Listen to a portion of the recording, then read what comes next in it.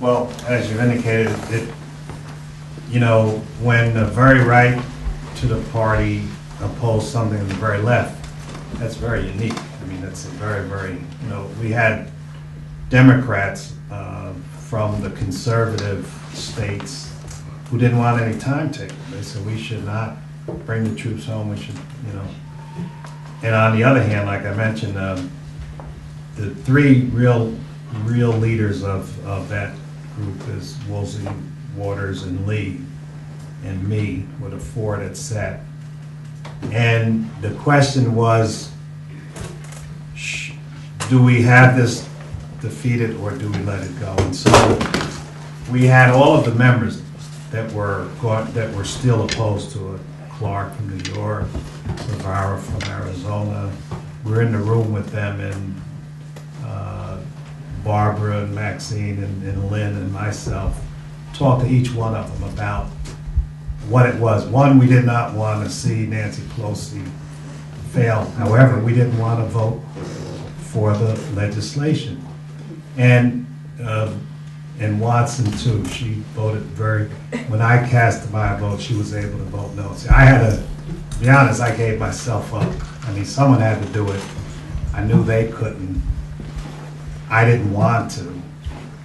I didn't want to have Nancy Pelosi lose and say to Barbara and Lynn, this is what you did to me, California friends. So, someone had to go up. So,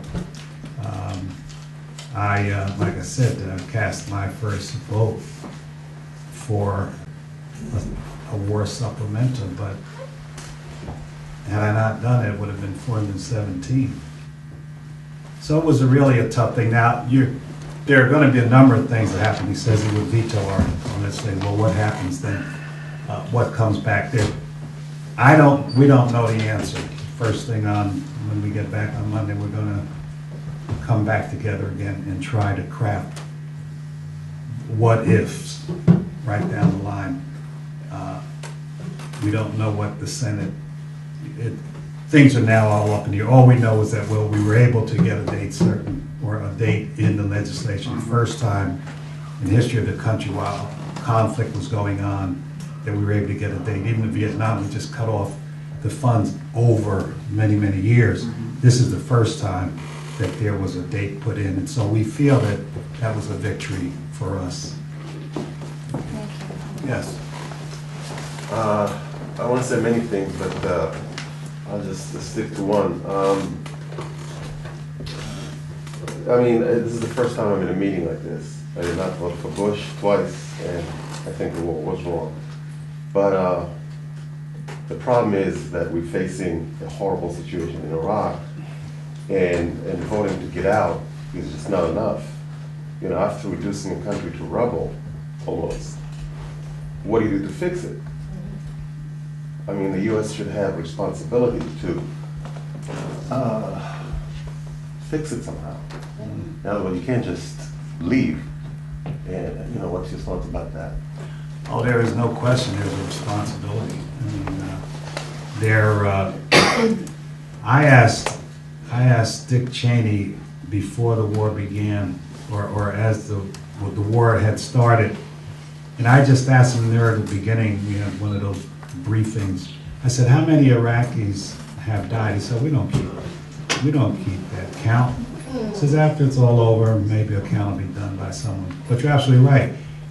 Baghdad was a city that was functioning. I mean, Saddam Hussein was a bad person. And people who were politically active, they eliminated them or something. But the average person who minded their business, they were just going about their business. The kids went to school, they went to the zoo. I mean, they went to theater, they have antiquities because one of the oldest, societies going. All of that is gone. I mean, now the sewage still comes into the water, and people who had lawns have no lawns anymore, and the roads are, and the children are so traumatized. Kids play like we used to, cops and robbers or cowboys and Indians. used to always be the Indian, and I would get killed when I was a kid. I wondered about my friends. I was only Indian-looking guy in the neighborhood, but these kids are fighting with little wooden machine guns, and war is becoming a natural part. We have actually just ruined the whole country. And not only that, but there are other places.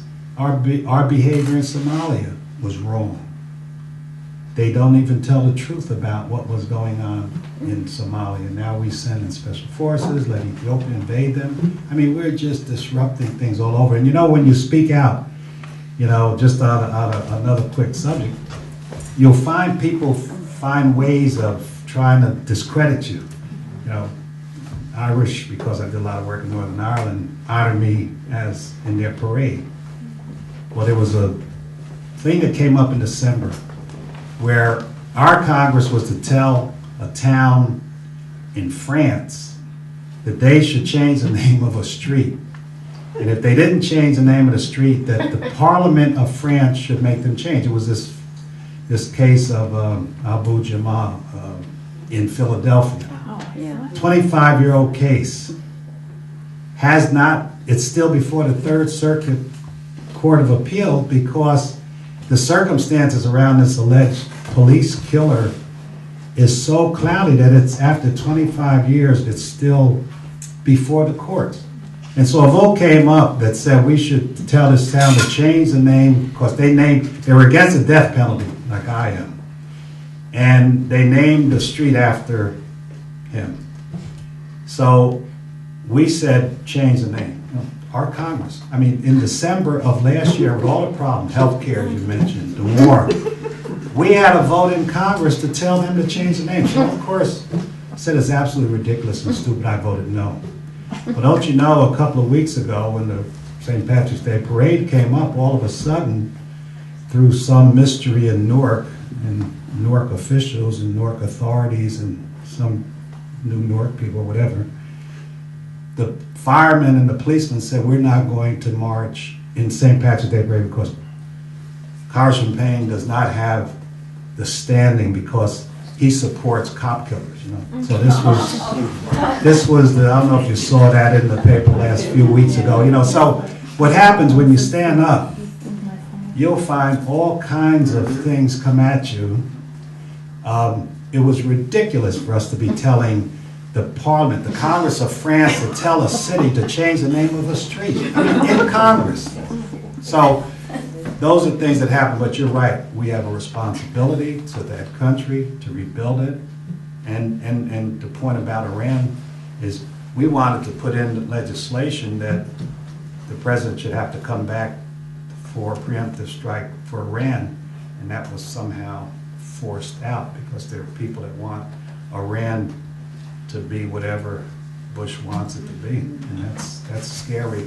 That is really wow. She's also part of the coordinating committee for Day About Peace Day. Hi, and I want to reiterate what some of you said about being part of this amazing community, two communities.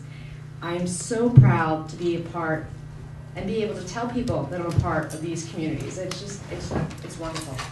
That stand up and really speak about peace.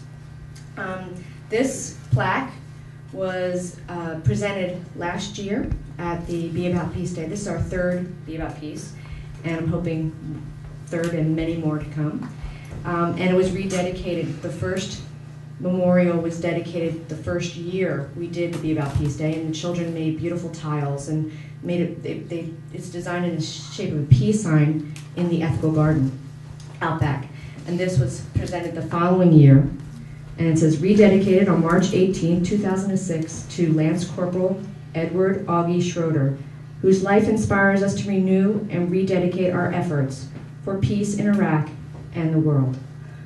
And as some of you know, Augie Schroeder died in 2005 in Iraq, and he was a graduate from Columbia High School. And thank you again for coming, and please enjoy. There's coffee and tea, and is there coffee? Okay, and hot chocolate and cookies. Okay, and thank you for being here.